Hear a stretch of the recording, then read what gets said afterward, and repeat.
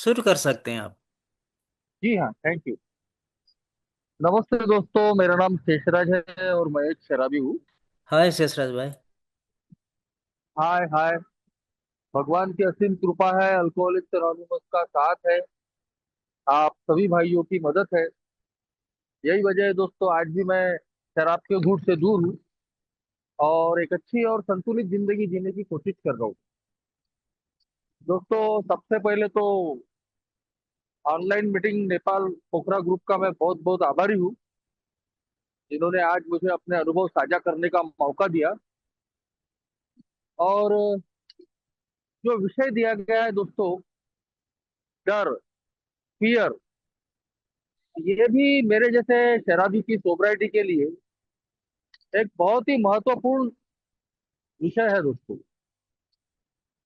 लगभग 15-16 साल का मेरा शराबी जीवन रहा है और मैं अपने आप को एक रॉक बॉटम अल्कोहलिक मानता हूँ। रॉक बॉटम अल्कोहलिक यानी जो पूरी तरीके से जमीन चाट के अपना बॉटम हिट करके ए में आया हुआ। मेरी जिंदगी का ऐसा एक भी फ्रंट नहीं बचा था दोस्तों की जिसको मैं बोल सकता था कि वो सही है। हर फ्रंट, चाहे मानसिक, शारीरिक, आर्थिक, सामाजिक, भावनिक, हर फ्रंट कहीं तो भी मेरा पूरा तबाह बर्बाद हो गया था। आखिरी के दिन तो ऐसे थे कि अब मरता या तब मरता, ऐसी मेरी परिस्थितियां थी। कांस्टेंट फियर आज का जो विषय दिया गया है, ये विषय ही है दोस्तों, डर, फियर। तो आज भी मैं अनुभव करता हूँ दोस्तों कि जो मेरे आखिरी के दिन थे, बिल्कुल मैं 24 घंटे मौत के डर से जूझ रहा था। विड्रॉल इतने भयानक थे कि शराब अगर नहीं मिली तो हाथ पांव कांपना, दिल धड़कना, आखिरी आखिरी के दिनों में चक्कर आके गिरना, हाथ पांव टेढ़े हो जाना, जैसे हम किसी मिर्गी के पेशेंट को देखते हैं। तो ऐसा मेरे अल्कोहलिज्म में 4-5 बार ऐसा इंसिडेंट हुआ। और उसके बाद में मैं बिल्कुल डर गया था। जैसे ही शराब की कमी मेरे शरीर में हुई, मेरे हाथ पांव कांपना शुरू हो जाते थे, दिल धड़कना शुरू हो जाता था और मुझे ऐसा लगता था कि अभी मेरी जान निकलने वाली है। सुबह ही मुझे शराब लगती थी और मेरे घर से जो शराब का अड्डा था वो 10-15 मिनट की दूरी पे था। वो 10-15 मिनट की शराब की दूरी, अड्डे की दूरी तय करने के लिए भी दोस्तों मुझे इतने पापड़ बेलने पड़ते थे, मुझे ऐसा लगता था कि मेरी जान ही निकल जाएगी। और दिन भर मैं शराब पीता था, इसीलिए कि मेरे साथ कोई हादसा न हो जाए। आखिरी के दिनों में तो दोस्तों मैं बाथरूम में अगर जाता था तो उसका दरवाजा अंदर से मैं बंद नहीं करता, क्योंकि इस डर से कि भाई अगर मैं बाथरूम में हूँ, अंदर मुझे कुछ हो गया तो मैं किसी को पता ही नहीं चलेगा और मैं अंदर ही मर जाऊंगा। तो इस तरीके के डर से मेरी जिंदगी पूरी ग्रसित हो चुकी थी दोस्तों। एक अच्छी खासी उम्र हो गई थी मेरी, शादी नहीं हुई थी। पढ़ लिख के अच्छे एक प्रोफेशन में गया था, लेकिन मेरा प्रोफेशन पहले ही शुरू होने के खत्म कर दिया था मैंने, क्योंकि एक शराबी का स्टैंप लग गया था। लोगों का देखने का नजरिया अलग हो गया था। कुछ कर्जे थे। आज मैं देखता हूँ तो वो कर्जे बहुत ही कम अमाउंट के थे, लेकिन उस वक्त की मेरी जो परिस्थिति थी दोस्तों, तो वो उतने कर्जे, जो छोटे मोटा अमाउंट था वो भी मैं देने की स्थिति में नहीं था। और ऐसे में मैंने एक अपने बस्ती के ही एक साहूकार से मैंने 10% से एक छोटा अमाउंट ले लिया था। तो हमेशा उसका डर मुझे मन में रहता था।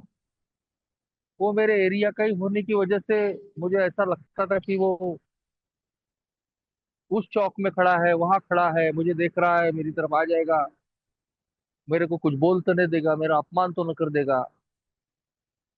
जबकि उसने, उस साहूकार ने मेरे साथ में कभी भी बदतमीजी नहीं की, ना कभी धमकाया, ना कभी कुछ किया। लेकिन मेरा अपना मन ही डर कि वो कहीं मिल जाएगा, कहीं दिख जाएगा तो फिर पैसा मांगेगा, कुछ बोल देगा। तो ये इस प्रकार के कई प्रकार के डरों से मैं आखिर के दिनों में जूझ रहा था दोस्तों। शराबीपन एक बार एक समय हमको हेलुसिनेशन की स्टेज पे भी ले जाता है। हेलुसिनेशन यानी भ्रम की बीमारी, जो एक मानसिक रोग ही है दोस्तों। मेरे जैसे शराबी के साथ में ही ऐसा होता है आखिरी में, कि उसको भ्रम होने लगते हैं। जैसा एक भ्रम तो था कि वो जो साहूकार है, वो मैं जहां से भी गुजरता था तो मुझे लगता था कि वहां खड़ा तो नहीं है, वो चौक में तो नहीं खड़ा है। तो ठीक वैसे ही दोस्तों, घर का पंखा चल रहा है तो पंखा गिरने का डर लग रहा है, दीवार गिरने का डर लग रहा है, रास्ता पार करने के लिए डर लग रहा है। अजीब अजीब आवाजें आ रही है, कान में आवाज आ रही है, संगीत बज रहा है। आधी रात को ऐसा लग रहा है कि आसपास में कोई ऑर्केस्ट्रा चल रहा है, और मैं उसको सुनने के लिए ही मैं पैदल पैदल निकल पड़ता था। ए में आने के बाद में पता चला कि ये एक भ्रम की बीमारी है, हेलुसिनेशन जिसको कहते हैं। ये स्टेज भी मेरे जैसे अल्कोहलिक की जिंदगी में आता है एक समय के बाद। तो वो सारी चीजें कहीं तो भी मैंने अनुभव की थी दोस्तों। भविष्य का डर, मौत का डर, कहीं तो भी आर्थिक जो तंगी थी उसका डर, न जाने कितने प्रकार के अनगिनत डर से मैं भरा हुआ था। और सबसे बड़ा डर तो यही था कि मेरी जान चली जाएगी। 2003 में मैंने अपनी आंखों से अपनी मौत देख रहा था। 2400 घंटे के इस शराबी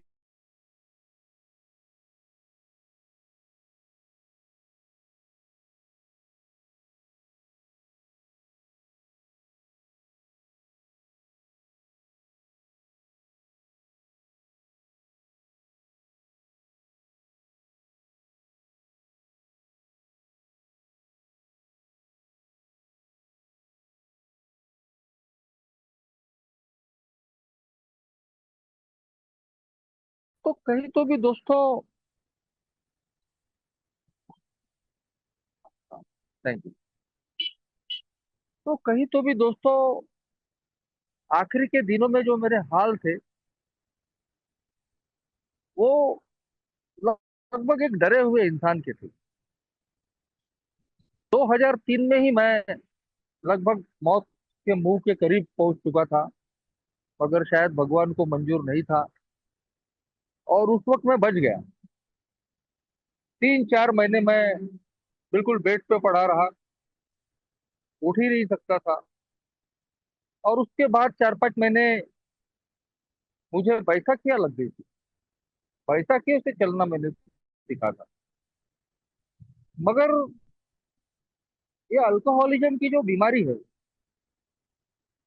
ये इसका मैं शिकार हो चुका हूँ। मैं एक अल्कोहलिक बन चुका हूँ। मैं कभी कंट्रोल ड्रिंकिंग नहीं कर सकता, मैं थोड़ी सी पी के नहीं रह सकता। ये उस वक्त मुझे नहीं मालूम था दोस्तों। और 11 महीने के बाद में फिर दोबारा शराब मेरे सामने में आई, और 4 लोगों के साथ में मैं बैठा था, और उन्होंने शराब परोसी और बोले ले लो, कुछ नहीं होता थोड़ी सी। पहले तो मैं ना ना कहते रहा, लेकिन मैं ये भूल गया कि मैं अभी मरते मरते बचा हूँ। बड़ी बुरी परिस्थितियों से मैं निकला हूँ। मेरे साथ साथ मेरे परिवार को भी क्या कुछ सहन करना पड़ा।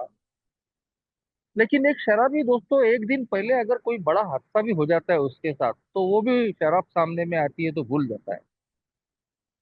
कितना भी बड़ा मेरा अपमान हो जाए, मगर वो मुझे याद नहीं रहता।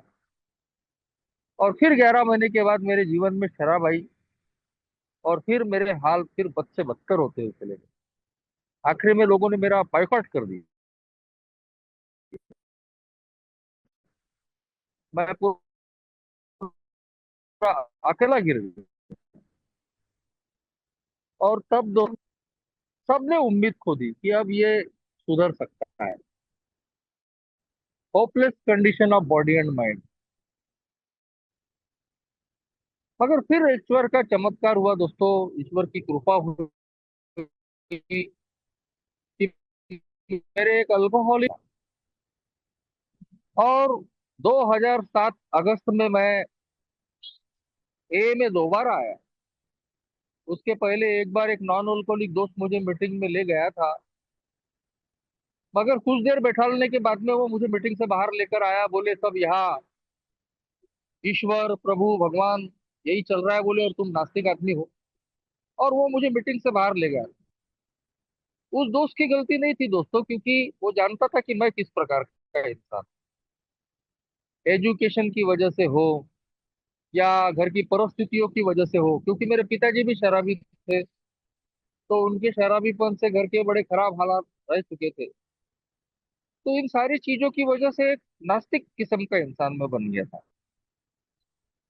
मगर फिर दोबारा जब मैं ए में आया 2007 अगस्त में, तो वही चीजें फिर सुन रहा था मैं, ईश्वर प्रभु गॉड भगवान।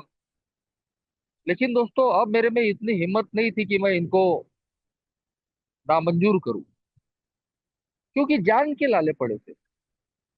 और ये साफ समझ में आ गया था कि मुझे अगर जिंदा रहना है तो मुझे शराब बंद करनी पड़ेगी। और बाहर के सारे रास्ते मेरे लिए बंद हो चुके थे।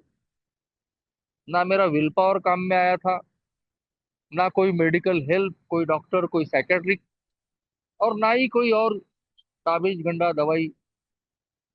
और इसीलिए दोस्तों मैं पहले ही दिन से इस मीटिंग से ऐसे जुड़ गया कि उसके बाद में आज तक मैंने कभी पीछे पलट के नहीं देखा। अभी पिछले महीने अगस्त में ही मुझे 18 साल हो गए। इन 18 सालों में फिर दोबारा शराब की तरफ जाने की मुझे आवश्यकता ही नहीं पड़ी। निरंतर एक ही मैं मीटिंग में हूँ।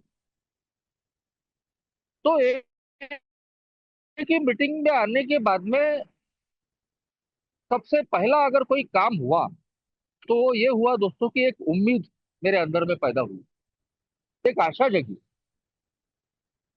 और उसने कहीं तो भी मेरे अंदर का जो डर था, जान जाने का डर, मौत का डर, वो कहीं तो भी कम कर दिया। आप लोगों के अनुभवों से मुझे एक ताकत मिली, आशा मिली कि यार सिर्फ मेरा दोस्त ही नहीं, और भी इतने सारे लोग हैं जो शराब से दूर है। और अगर ये शराब से दूर हो सकते हैं, इनकी जिंदगी बच सकती है, तो मेरी भी बच सकती है। Came to believe that power greater than ourselves could restore us to sanity। मेरे जैसे नास्तिक इंसान को पहली बार कहीं तो भी एक विश्वास हुआ, एक भरोसा हुआ कि इस एक ही मीटिंग में वो कुछ तो भी है, कि जो मेरी मदद कर रहा है। जैसे मैं शराब के मामले में ऑब्सेस्ड हो जाता था, जुनून आ जाता था, दारू पीने के लिए मैं पागल हो जाता था। एक ही मीटिंग से जुड़ने के बाद मैं अल्कोहलिक्स एनोनिमस की मीटिंग्स के लिए ऑब्सेस्ड हो गया। वो मीटिंगें मुझे खींचती रहती थी, और शुरू से ही मैं निरंतर मीटिंगें कर रहा था। काफी अच्छा लग रहा था इस फेलोशिप में। लोग मुझे गले मिल रहे, मेरी पीठ पे हाथ फेर रहे, बोल रहे हमारा अच्छा हुआ, आपका भी अच्छा होगा, आते रहो। और ये सारी चीजें मेरी हौसला अफजाई कर रही थी, मुझे हिम्मत दे रही थी। घबराओ मत, यहाँ सिर्फ तुम्हारी शराब ही बंद नहीं होगी, बल्कि फिर दोबारा शराब की तरफ जाने की आवश्यकता भी नहीं पड़ेगी। तो कम से कम जो शराब पी पी के मरने का जो डर था, वो अल्कोहलिक्स एनोनिमस की मीटिंग में आने के बाद में सबसे पहले खत्म हुआ दोस्तों। और ये जो डर है ये सिर्फ हमारा ही खत्म नहीं होता, हमारे परिवार का भी डर खत्म होता है। कहीं तो भी मेरे जैसा शराबी जब घर के बाहर निकलता है तो घर के लोग चिंतित हो जाते हैं कि अब ये घर के बाहर गया है, ये वापस आएगा कि नहीं आएगा, किस प्रकार की स्थिति में आएगा। मगर जैसे ही मैंने एक ही मीटिंग में जाना चालू किया, मेरी शराब बंद हुई, मेरे घर के लोगों का भी डर कहीं तो भी खत्म होने लगा कि नहीं, अब मेरा लड़का सेफ है। अभी वो अगर लेट भी आएगा रात को तो दारू पीकर नहीं आएगा। तो एक का प्रोग्राम हमारे लिए नहीं दोस्तों, हमसे जुड़े हुए लोगों के लिए भी काम करता है। अल्कोहलिक्स एनोनिमस की इस मीटिंग को, इस फेलोशिप को मैंने अपनी उच्च शक्ति माना दोस्तों, क्योंकि जो पावर मेरे अंदर में नहीं है वो पावर इस मीटिंग में है, इस फेलोशिप में है। और यही वजह है कि सारी परिस्थितियां तो जैसी की वैसी है, लेकिन दारू पीने के विचार नहीं आ रहे, मैं होश में आ रहा हूँ। छोटी छोटी चीजों की वजह से शराब की तरफ जाने वाला इंसान, शुरू में ही मेरी जिंदगी में कुछ ऐसे हादसे भी हुए कि यदि मैं ए में नहीं होता तो मैं 100% दारू पीता। शुरुआत में ही दोस्तों मेरी एक एंगेजमेंट हो गई थी, और उसकी सारी खबर सबको देने देकर जब मैं घर पहुंचा तो घर के लोगों ने बताया एंगेजमेंट तो कैंसिल कर दिए बोले। और मैं बिल्कुल अंदर से कांप गया था दोस्तों। मेरे लिए तो अच्छा बहाना हो गया था दारू पीने का। मगर भगवान की कृपा थी कि मैं ना तो डिस्टर्ब हुआ और ना ही मुझे शराब पीने के विचार आए। तो वो शक्ति काम कर रही थी और मेरा भरोसा उस शक्ति पे बढ़ रहा था। और जैसे जैसे उस शक्ति पे मेरा भरोसा बढ़ रहा था, वैसे वैसे मैं देख रहा था कि मेरा जो डर है वो कम हो रहा है। सबसे पहले तो शराब के मामले में मेरा डर खत्म हुआ, मगर धीरे धीरे दोस्तों मेरी जिंदगी की जो बाकी की समस्याएं थी वो भी मुझे परेशान कर रही थी। लोगों ने बोला था कि यार तू बहुत बढ़िया लड़का है, तू अच्छा लड़का है, तेरा सब बढ़िया है, तू दारू बंद कर देगा तो सब बढ़िया हो जाएगा। मगर फिर ए में आने के बाद में मैं दारू से तो दूर हूँ। अच्छा, मैं ए में सर्विस में आ गया था, ए की सर्विस में भी नाम कमा रहा हूँ, बाहर में भी लोग नाम ले रहे हैं। लेकिन जीवन की जो बाकी की परिस्थितियां थी वो जल्द से जल्द ठीक होने का नाम नहीं ले रही। मैं कुवारा ए में आया था तो शादी की कोशिशें कर रहा था, मगर शादी नहीं हो पा रही थी। तो शादी होगी कि नहीं होगी, मेरा काम धंधा पूरा खराब हो चुका था, तो मेरा काम धंधा ठीक होगा कि नहीं होगा, फाइनेंशियल फियर, फाइनेंशियल इनसिक्योरिटी, आर्थिक असुरक्षा की भावना, इतना फ्रस्ट्रेट हो गया था एक समय में मैं कि मुझे लगता था कि जो मेरा ये प्रोफेशन है इसमें कुछ रखा नहीं है, उसको छोड़ देता हूँ, एक अच्छे रेपुटेड प्रोफेशन से जुड़ा हुआ हूँ। मगर दोस्तों कहीं तो भी अल्कोहलिक्स एनोनिमस की मीटिंग में आते रहने की वजह से जब हम अलग अलग अनुभव सुनते हैं, कोई बता रहा था कि हमारे बीवी बच्चे छोड़ के चले गए थे, वो ए में आने के बाद तो वापस आए। कोई बोल रहा था हमारी नौकरी चली गई थी, काम धंधा चले गया था, एक समय के बाद में वो हमारा ठीक हुआ। कोई कह रहा था कि हम लाखों का कर्जा लेकर आए थे, धीरे धीरे वो हमने चुकता किया। तो ये जो अनुभव थे ये मुझे हिम्मत दे रहे थे। एक ओल्ड टाइमर ने भी शुरू में ही मुझे अपने अनुभवों से ताकत दी थी, जब मेरी एंगेजमेंट कैंसिल हुई थी, कि बोले तुम गड़बड़ मत करो, बोले समाधानी रहो, बोले धीरे धीरे बोले तुम्हारी सारी समस्याएं एक एक करके हल होगी, सिर्फ तुम गड़बड़ मत करो बोले, अपनी सोबराइटी पे फोकस करो बोले। अगर तुम शराब से दूर रहोगे तो देर सवेर एक एक कर कर तुम्हारी सारी समस्याओं का समाधान होगा। और उसी बात को मैंने पकड़ लिया दोस्तों। कहीं तो भी इस प्रोग्राम पे, इस मीटिंग पे, अपने ईश्वर पे मैंने भरोसा किया। इसीलिए कहते हैं दोस्तों कि अगर अल्कोहलिक्स एनोनिमस में फियर का मुकाबला करना है तो हमको फेथ बढ़ाना पड़ेगा, अपनी श्रद्धा बढ़ानी पड़ेगी। एक नास्तिक किस्म का इंसान, बड़ी मुश्किल से उसको एक विश्वास पैदा हुआ, एक उच्च शक्ति को मैंने माना। लेकिन धीरे धीरे उस उच्च शक्ति पे दोस्तों मुझे अपना फेथ बढ़ाना पड़ा, मुझे अपनी श्रद्धा बढ़ानी पड़ी। और अल्कोहलिक्स एनोनिमस ने साफ तौर पर कह दिया है दोस्तों कि यदि हमको डर का मुकाबला करना है, अपनी जिंदगियों से डर हटाना है, तो हमको अपना फेथ मजबूत करना पड़ेगा, अपनी श्रद्धा मजबूत करनी पड़ेगी। और दोस्तों कई तो भी जीवन में जो चमत्कार हो रहे थे, उनकी वजह से मेरे अंदर में वो फेथ भी बढ़ रहा था। 2 साल के बाद में मेरी शादी हुई। धीरे धीरे मेरा काम धंधा ठीक हुआ। और जो मैंने एक सोशल बायकॉट झेल रहा था, धीरे धीरे लोगों ने मुझे अपनाना शुरू किया। और ये सारी चीजें मेरे अंदर की जो श्रद्धा थी, उसको कहीं तो भी और बढ़ावा देने का काम कर रही थी। आज मैं ये बोल सकता हूँ दोस्तों कि अल्कोहलिक्स एनोनिमस का जो तीसरा कदम है, वो मेरी बैकबोन है। मेरे अंदर के सारे डर को कहीं तो भी कम करने और खत्म करने का जो सबसे बड़ा अस्त्र अगर मेरे पास कोई है, तो वो ये तीसरा कदम ही है दोस्तों। एक ही सेरेनिटी प्रेयर, आत्म शांति की प्रार्थना, और ये तीसरा कदम जितना अपनी जिंदगी में मैं उपयोग करता हूँ, उतना मैं अपने डर पे अच्छे तरीके से काम कर पाता हूँ। दोस्तों, डर एक नेचुरल फीलिंग है, एक नैसर्गिक हमारा स्वभाव है, और वो कभी भी जाने वाला नहीं है। चाहे हम कितने भी साल सोबर हो जाए, कितना भी हम ये प्रोग्राम ले, मगर ऐसा कभी होने वाला नहीं है कि के डर हमारी जिंदगी में काम करते रहते हैं। मगर कहा जाता है कि दो प्रकार के डर होते हैं, एक स्वाभाविक डर होता है और एक अस्वाभाविक डर।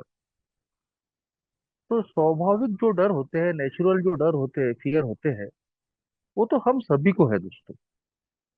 इवन चाहे जानवर है, इंसान है, सभी को ये डर होती है। और मेरे ख्याल से ये डर होने भी चाहिए। यदि हम हाईवे पे गाड़ी चला रहे हैं, तो बिल्कुल हमको ये डर होना चाहिए कि हम झिग झैग गाड़ी न चलाएं, बहुत तेजी से गाड़ी न चलाएं। हमारा एक्सीडेंट हो सकता है। यदि हम अंधेरे में रात को जंगल से गुजर रहे, सुनसान रास्तों से गुजर रहे, तो बिल्कुल हमको ये डर होना ही चाहिए कि भाई कहीं कोई जानवर ना आ जाए। हम एक अल्कोहलिक है, हम कभी भी थोड़ो सी पी के रह नहीं सकते, और शराबीपन के माहौल में हम एडजस्ट भी नहीं कर सकते। तो हमको बिल्कुल ये डर होना ही चाहिए कि हो। ऐसी तमाम जगहों से, दोस्तों से, रिश्तेदारों से, चौराहों से, चौक से, दुकानों से, ऐसे प्रोग्राम से हमको जरूर बचना ही पड़ेगा। और ये कोई गलत डर नहीं है दोस्तों, ये तो एक अच्छा डर है कि भाई अगर मैं शराब पीने वालों के बीच में चला जाऊं, या आसानी से जहाँ शराब मिल रही है, जहाँ शराब का वातावरण है, अगर मैं वहां चले गया, तो ऐसा न हो कि मैं धोखा खा जाऊं। तो ये डर मेरी अपनी सोब्रिटी के लिए लाभदायक डर है।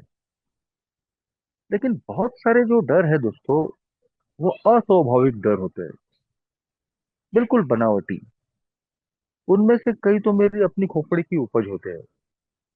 हमारा स्वभाव ही है तिल का ताड़ बनाने का, रस्सी को सांप बनाने का, ओवर थिंकिंग जिसको कहते हैं, बहुत ज्यादा सोचना, हर बात के लिए, छोटी छोटी चीज के लिए बहुत ज्यादा सोच विचार करना। और कई डर दोस्तों हम अपने कर्मों की वजह से पैदा करते हैं। आध्यात्मिकता का एक सिंपल रूल है, सिंपल नियम है कि यदि मैं किसी भी प्रकार से कोई गलत काम करता हूँ, तो वो गलत काम, वो गलत व्यवहार मेरे अंदर में एक डर पैदा करता है, चाहे किसी भी तरीके का हो।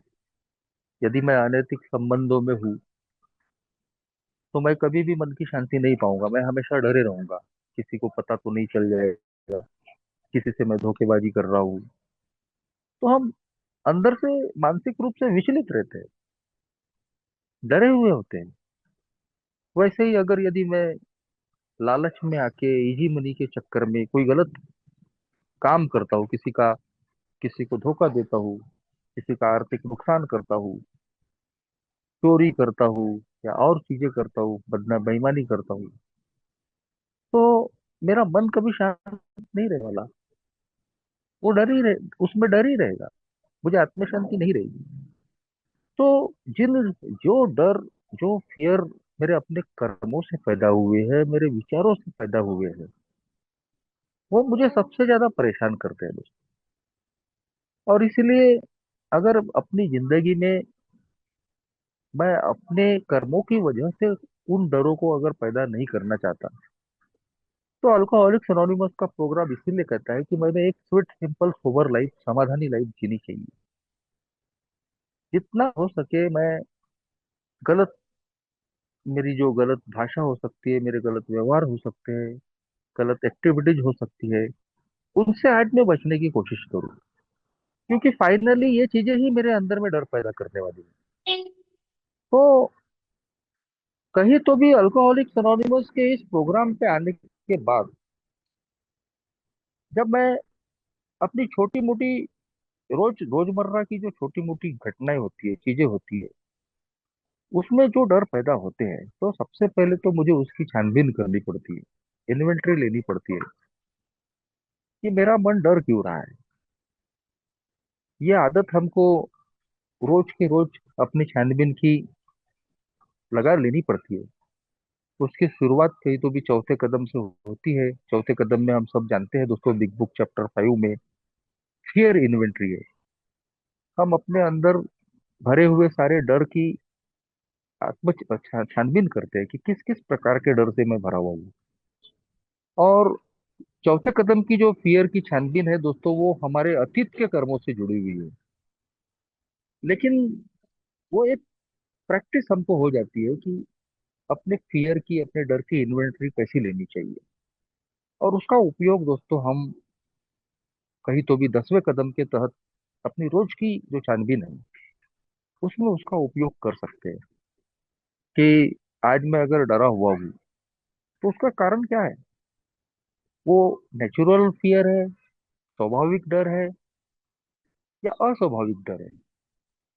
तो चाहे किसी भी प्रकार का डर हो, मुझे ईश्वर का सहारा लेना पड़ता है। ईश्वर पे कहीं भी श्रद्धा अपनी बढ़ानी पड़ती है। और बिल्कुल सही में दोस्तों, इतने सालों का मेरा अनुभव है कि जब मैं अपने ईश्वर के निकट जाता हूँ, लेट गो लेट गॉड करता हूँ, उससे शक्ति मांगता हूँ, तो मेरे फियर का तुरंत इलाज हो जाता है। कई बार दोस्तों जो डर होते हैं, जो मेरे कर्मों से जुड़े हुए होते हैं, तो आखिरकार मुझे उन पर काम करना पड़ता है। क्योंकि यदि मेरे गलत काम शुरू रहेंगे तो मैं कभी भी दोस्तों एक चैन की नींद नहीं सो सकता। मेरे गलत कर्म, मेरे गलत काम हमेशा मेरे पीछे दौड़ते ही रहने वाले हैं। और इसलिए आज मुझे उनसे बचना पड़ता है। यदि मैं भय को पैदा नहीं करना चाहता, तो कहीं तो भी मेरे विचारों पे, मेरे व्यवहारों पे, मेरे गलत कर्मों पे आज मुझे नजर रखनी पड़ती है, आज वो काम करने पड़ते हैं। और जो स्वाभाविक डर है, वो मेरे अपने फायदे के है, बस जाना मुझे अवॉइड करना पड़ता है, बचने की कोशिश करना पड़ता है, ताकि मैं सोबर रहूं और सुरक्षित रहूं। तो अल्कोहलिक्स एनोनिमस ने एक बहुत ही सिंपल तरीका मुझे कहीं तो भी बताया है दोस्तों, अपने डरों से निपटने का। कि जितना मैं अपने फियर की छानबीन करता हूँ, डर की छानबीन करता हूँ, अपने ईश्वर पे श्रद्धा बढ़ाता हूँ, और एक दिन के आधार पे इन सारी चीजों पे अगर मैं काम करता हूँ, तो सही में दोस्तों, मैं अपने अंदर में जो पैदा हुए डर है या किसी भी चीज का जो मुझे डर लगता है, तो उसकी उसकी तीव्रता को, उसकी इंटेंसिटी को कम करने की बिल्कुल सफल कोशिश मैं कर पाता हूँ। मेरे जिंदगी में भी इन 18 सालों में ऐसी कई घटनाएं हुई कि कभी कभी बहुत प्रकार के डर से मैं भरा हूँ। लेकिन जब मैं अपनी जिंदगी में तीसरे कदम को प्रैक्टिस करता हूँ, जब भी मुझे किसी प्रकार का डर सताता है, तो मैं अपना मन और जीवन ईश्वर के हवाले छोड़ देता हूँ। अपने समझ के ईश्वर पे, उच्च शक्ति पे श्रद्धा बढ़ाता हूँ। तो मैं देखता हूँ दोस्तों कि तुरंत ही मैं फ्री हो जाता हूँ। तुरंत ही मुझे एक रिलीफ मिल जाती है, एक आत्म शांति मिल जाती है कि नहीं, मैं अकेला नहीं हूँ, कोई तो भी मेरे साथ में है।